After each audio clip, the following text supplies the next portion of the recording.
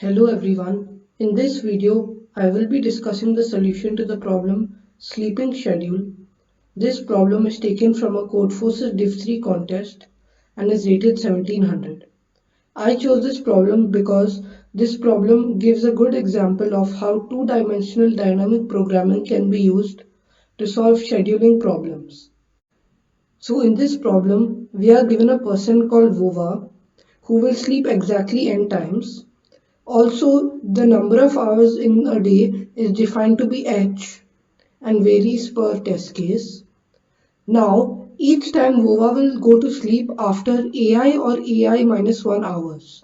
So for all I going from 1 to n, Vova can go to sleep after ai or ai minus 1 hours from the time he previously woke up.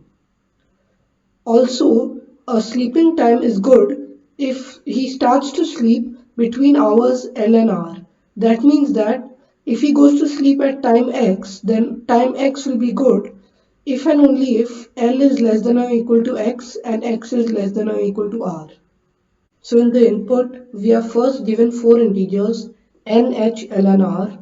N is the number of times Voa will go to sleep, H is the number of hours in a day, and L and R represent the endpoints of the segment of a good sleeping time. So in the sample test case, we are given that N is 7, H is 24, L is 21, and R is 23. This means that Voa needs to go to sleep 7 times. There are 24 hours in a day, and if he goes to sleep between times 21 and 23, then that will be counted as a good sleeping time. Now, we are also given an array A which represents the number of hours he needs to go to sleep after he previously woke up. So each time he can go to sleep either AI or AI minus 1 hours from the time he woke up. So in this test case, the optimal schedule would be to go to sleep at times 15, 7, 21, 16, 12, 23 and 21. And the choice that he would make is he would go to sleep 15 hours after the initial time. So we are given that the initial time is 0. So he goes to sleep 15 hours after 0. So that is at time 15. Then he chooses to go to sleep 16 hours after 15. So that's 15 plus 16 mod 24 because there are 24 hours. So, and the hours are numbered from 0 to 23. So we need to take mod 24 to get the next sleeping time of 7. Then similarly he chooses to go 7 plus 14, 21, and you can figure out the rest of the sleeping times. And notice that the number of good sleeping times is 1, 2 and 3 because only these three values fall in the interval L to R. So our output for this test case would be 1, 2 and 3. And as you can see, 3 is the correct output for this test case.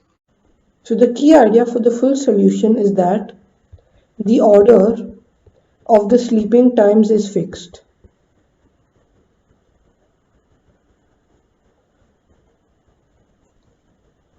So this means that if Vova goes to sleep at the ith time, he needs to go to sleep at the ith time before he sleeps the I plus 1th time. And the second observation is that if his time is t, if his current time is t, and he needs to sleep from I to n, which basically means that he needs to sleep the ith time, he needs to sleep the I plus 1th time, and so on. He needs to sleep all the way up till the nth time. So he has slept I minus 1 times and he needs to sleep for the ith time, the I plus 1 time, and all the way up till the nth time. Then there are two options. There are only two options for the next sleeping time. The next sleeping time can be t plus ai, or the next sleeping time can be t plus ai minus 1. This is clear from the problem statement because in the problem statement they have clearly specified that he can go to sleep after ai hours, or after ai minus 1 hours. So at the ith time, he can choose between these two options. So these two observations motivates the following dp state. So let dpit be the max number of good sleeping times if VOVA has slept I minus 1 times and his current time is t. Notice that the final answer would just be dp of 0 because, or in this case it would be dp of 10 if you used one base indexing, because in that case VOVA would have slept 0 times and his current time is 0 because they have clearly mentioned that the initial time is 0. Hence dp of 1 of 0 would be the final answer, and there would be two possible options. So in option 1, if VOVA goes to sleep at time t plus ai, then we need to record whether or not this time, so let's just put t dash is t plus ai. So if t dash lies between L and R, or in other words, if t dash is, if L is less than or equal to t dash and t dash is less than or equal to R, then we would have dp it is 1 plus dpi plus 1 and t dash. This is because this 1 would mean that the ith sleeping time is good. So he goes to sleep for the ith time as t plus ai.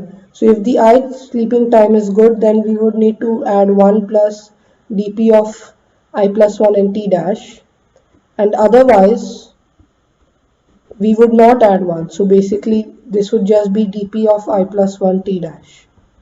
And similarly in option 2, we would just set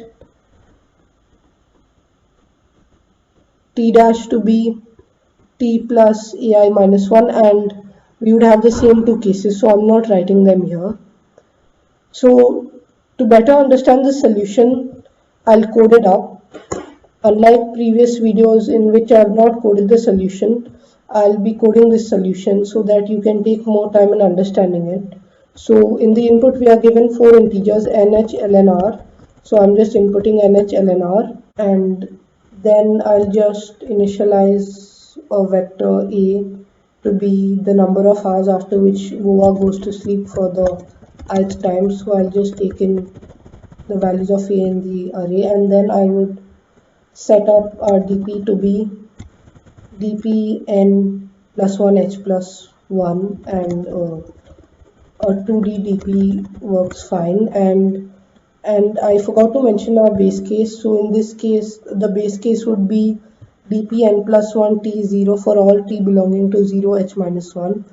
This is because VOVA has slept n times, so there would be no need for a good sleeping time for the n plus 1 time, because there he doesn't go to sleep at the n plus 1 time. So that's why I would just set up for all t going from 0 to h dp of n plus 1 of t is 0, and then I would just evaluate the dp values in the correct order. So in this case we need to be careful that we are evaluating our dp values in the correct order, and here we loop from I going from n to 1 because our dp transition was dpi t is dpi plus 1 t dash. So we need to know dpi plus 1 before we compute dpi. That's why we need to loop in reverse order. In the previous problems it was something like dpi is dpi plus I dpi minus 1 plus 1 or something, and in that case we would just loop over I from 1 to n. I from 1 to n, but in this case we need to loop over I from n to 1 because we need to know the value of dpi plus 1 before we know the value of dpi. So in option 1 we have t dash to be, so t dash 1 to be t plus ai modulo h. The reason why I took modulo h is because we are doing hours under modulo h. So the next time would be t plus ai, and then if there's an overflow above h, then we need to reduce it back to a number from 0 to h minus 1 to keep time in hours from 0 to h minus 1. And then so this would be t dash 1, and in option then we would initialize count 1 to be, if L is less than or equal to t dash 1 is less than or equal to r, then we initialize count 1 to be 0. Otherwise count 1 is 1. So if and only if t dash 1 is a good sleeping time, then we initialize count 1 to be 0. Otherwise we make count 1, I mean if t dash 1 is a good sleeping time, then count 1 is 1, otherwise count 1 is 0. And then dpit would be dpi plus 1 t dash 1 and plus count 1. And similarly in option 2, so I did this count 1 logic just to keep the code in one line. Otherwise you could have always done, if this is a good sleeping time, then do dpi plus 1 t dash 1 plus 1, otherwise do dpi plus 1 t dash 1, but I kept it in one line using this one line statement. Then int t dash, so similarly in option 2 we would have t plus ai minus 1 h modulo h, and count 2 would be a similar thing of t dash 2 lying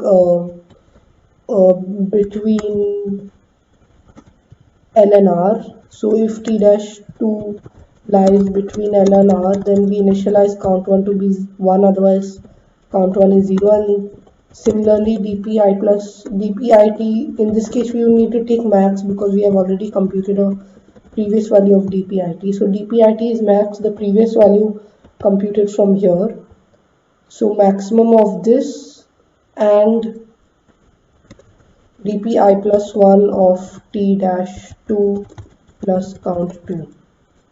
So these are the only two cases, and as I mentioned that the final answer would be dp10 because we would have completed 0 sleeping times, or we would have slept 0 times and current time is 0. And so let's just check this on the sample first and then we'll submit this. So t, actually I'm to loop for t going from 0 to h naught j, sorry about that. And yeah, let's just run it on the samples. So I hope you like the third video of this dynamic programming problem solving series. So in this video we learned how two-dimensional dynamic programming can be used to solve scheduling based dynamic programming problems. And this problem also teaches us the importance of how evaluating the DP values in the correct order is important, because we need to make sure that the previous value from which we need access to in our DP state is already been evaluated. That's why we loop from I goes from n to 1, and in this case t could go in any order. We could also have t going from h minus 1 and t greater than or equal to 0, and t minus minus, it doesn't matter because we are guaranteed that dpi plus 1, all the values in dpi plus 1 have been calculated. So all dpi plus 1 of x have been calculated. So we only need to worry about calculating dpi in the correct order. I mean going from from n to 1 in the correct order. And so I hope you like this video, and do consider liking, sharing and subscribing to this channel. Thank you.